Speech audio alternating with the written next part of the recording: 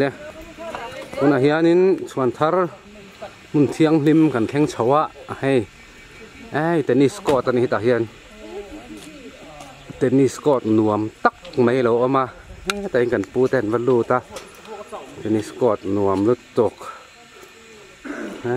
khai hei an theng thon nuam te reng em hi Chhuanthar hian ane khi chak zo ka khianin badminton te basketball te om ni ngai turani he tai kan pu te hau te oma ute a ni hi hei pilu te wow hei sakai hi moi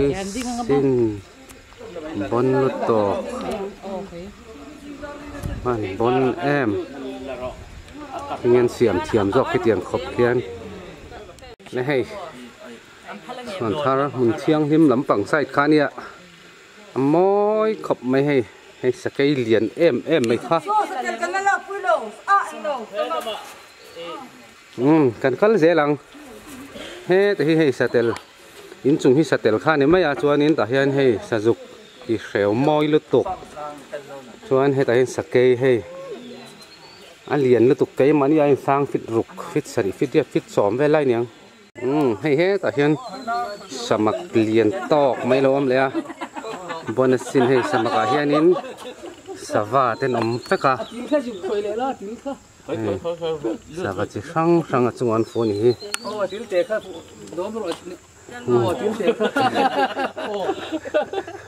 itu pai do mani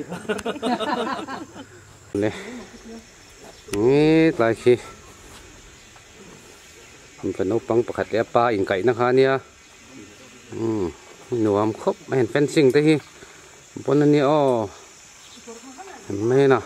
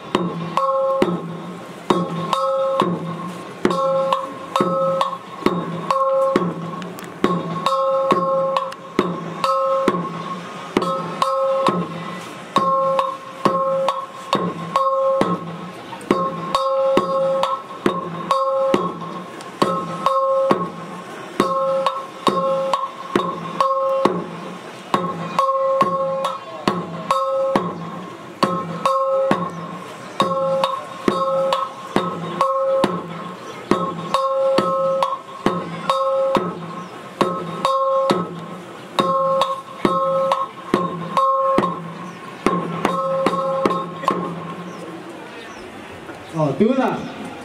Vasira.